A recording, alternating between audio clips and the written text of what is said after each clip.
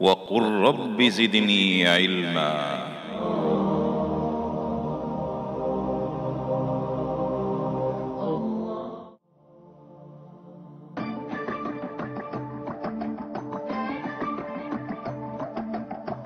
Allah the Almighty, Allahu Allah, protect me and guide me, Allahu Allah, to your Bismillahirrahmanirrahim. Et 3. Donc, on parlait du confinement. En fait, je disais tout à l'heure que cet épisode que nous traversons nous apportera, Inch'Allah, beaucoup d'enseignements, à condition de faire fonctionner notre œil du cœur. Allah subhanahu wa ta'ala dit أَفَلَمْ يَسِيرُوا فِي الْأَرْضِ فَتَكُونَ لَهُمْ قُلُوبٌ يَعْقِلُونَ بِهَا أَوْ آذَانٌ يَسْمَعُونَ بِهَا فَإِنَّهَا لَا تَعْمَى الْأَبْصَارُ وَلَكِنْ تَعْمَى الْقُلُوبُ الَّتِي فِي الصُّدُورِ. Pourquoi ne veut-il pas pérégriner, se déplacer, voyager sur terre, mais voyager pas uniquement faire des voyages, mais voyager à travers la lecture de l'histoire et tirer les enseignements laissés par les prédécesseurs, afin de développer une clairvoyance du cœur. أَفَلَمْ يَسِيرُوا فِي الْأَرْضِ فَتَكُونَ لَهُمْ قُلُوبٌ يَعْقِلُونَ بِهَا أَوْ آذَانٌ يَسْمَعُونَ بِهَا. Ainsi, pour développer cette capacité d'écoute. On manque beaucoup d'écoute, nous, les musulmans, les humains en général, mais moi je parle des musulmans, on ne s'écoute pas suffisamment. فَإِنَّهَا لَا تَعْمَى الْأَبْصَارُ, car ce ne sont pas les yeux de la tête qui deviennent aveugles, mais c'est l'œil du cœur qui le devient. Et donc, par ces temps qui courent, nous sommes censés justement faire recouvrer à l'œil du cœur son acuité visuelle.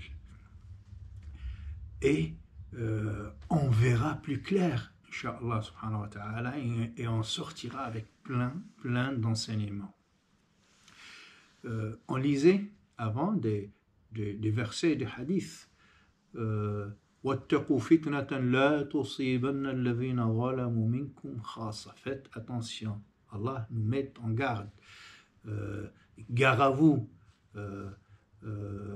attendez-vous à une calamité, à une fitna, à une punition qui ne va pas toucher exclusivement les fauteurs parmi vous, les injustes, mais elle va s'étendre pour toucher les je m'en foutistes, les pis-allés, les gens qui ne disent mot, qui voient et qui regardent l'injustice et qui ne disent rien du tout.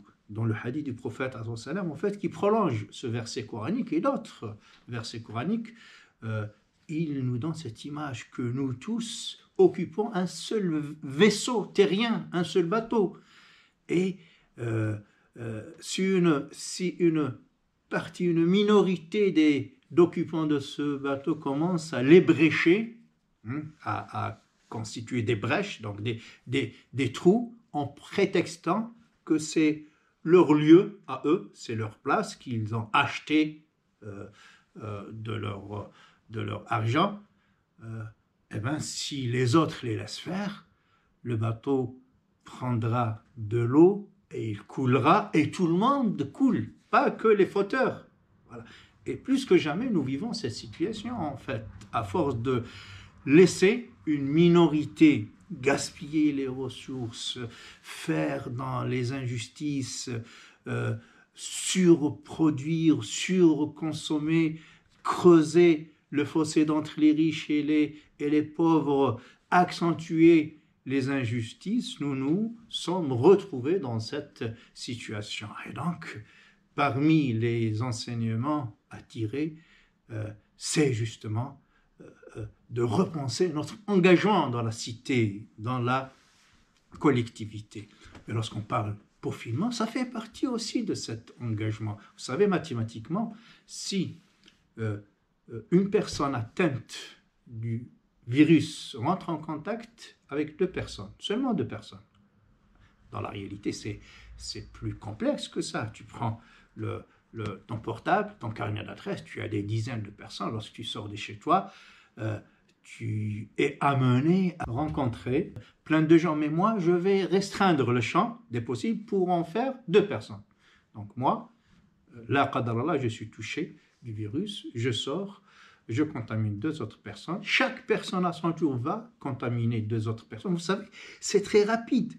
2, après 2 fois 2, après 2 fois 2 fois 2. Donc on va parler puissance. C'est pour ça qu'on dit une propagation exponentielle. E à la puissance x. E c'est 2,7, 1,8, etc. Donc c'est 2, moi je vais prendre 2. 2 à la puissance. Donc tu touches 2 personnes, c'est 2 personnes. Chaque personne touche 2 autres personnes, c'est 2 à la puissance de 4. Après 2 à la puissance 3, 8. Après 2 à la puissance 4, 16. Après 2 à la puissance 5, 32. Puissance 6, 64. Puissance 7, 128. Puissance 8, 256. Puissance 9, 512. 1024, 2000. Et de suite, ce sont des milliers. Et c'est ainsi que nous assistons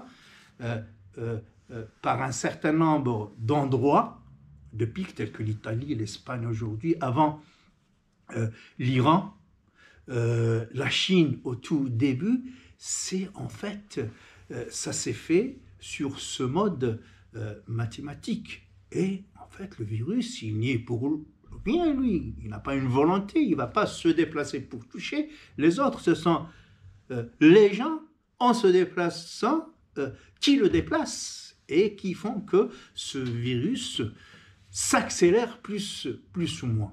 Voilà.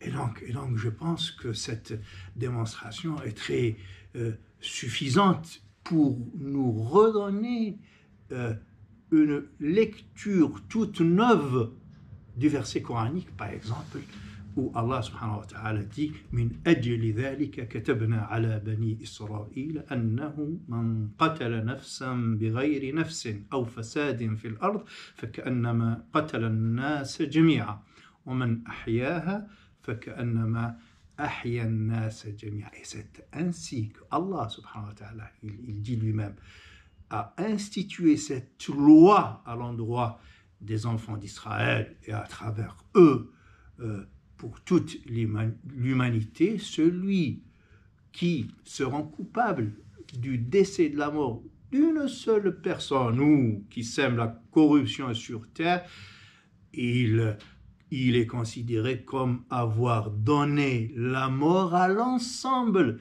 de l'humanité. Et celui qui redonne vie, en fait, qui aide une vie à se promouvoir, c'est comme s'il a donné vie à toute l'humanité. Subhanallah, c'est comme si le verset nous est révélé à l'instant même. Voilà, sur ce, on va s'arrêter pour reprendre une autre fois. Oh Allah the Almighty, Allahu Allah, protect me and guide me, Allahu Allah, oh to your love and mercy, Allahu Allah, Ya Allah.